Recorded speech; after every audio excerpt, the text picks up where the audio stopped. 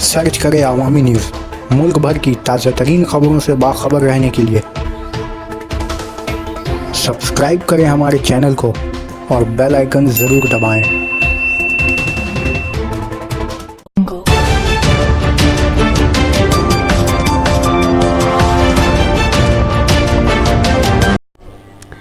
मूर्तियां बनाने वाले कारीगरों की हालत खस्ता, भूखमरी के शिकार। जलपाईगुड़ी 19 अक्टूबर।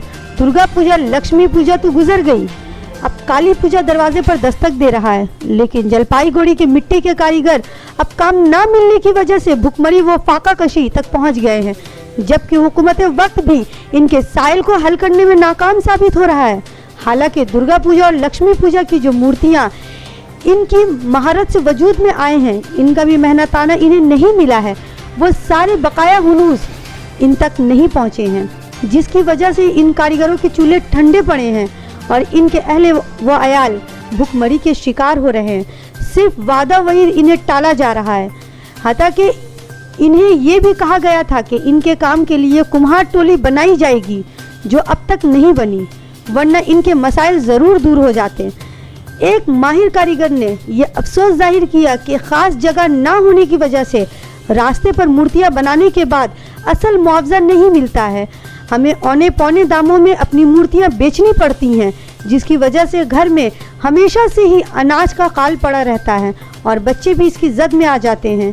इन कारीगरों को अगर शिकायत है तो हुकूमत की बेहसी व तसाहली से, जो वादा तो करता है मगर पूरा नहीं करता। নামটা বলুন। আপনার নাম? জীবন পাল, আপনার কোথায় কারখানা? অরবিন্দনগর, জলপাইগুড়ি। দুটো পুজো চলে গেছে, দুর্গা পুজো এবং হ্যাঁ, কালী পুজো। পারিশ্রমিক দিয়ে কতটা আপনারা লাভবান হয়েছেন এবং আগামীতে কালী পুজো কি বলবেন? দুর্গাপূজাতে আমাদের প্রচন্ড লস হয়ে গেছে। দুর্গাপূজাতে যে বৃষ্টিটা ছিল, আমরা ঠাকুর ঠিক মতো কমপ্লিট করতে পারিনি। অনেকে টাকা দিচ্ছে, অনেকে দেয় নাই, এই একটা প্রবলেম আছে। তারপরে হচ্ছে কারিগরের তো প্রবলেম, সেটা তোমাকে আগে বলছি। হ্যাঁ, দুর্গাপূজা খুব একটা লাভ হয় না। কালী পূজাটা যেরকম ওয়েদার দেখা যাচ্ছে, তাতে মানে মোটামুটি মনে হচ্ছে যে ভালো হবে। আশা করছেন যে? আশা করছি ভালো হবে। কত দূর দূর আপনার এই কালী প্রতিমা আছে? চ্যাংরাবান্ধা আছে, ধূপগুড়ি আছে, ময়নাগুড়ি আছে, ফালাকাটার আছে। অনেক দূর দূর যায়। হ্যাঁ, তো এবার আশা করছেন যে মোটামুটি ভালো হতে পারে। ওয়েদারটা যদি এরকম থাকে ভালো আশা করছেন। উত্তম পাল আমার নাম।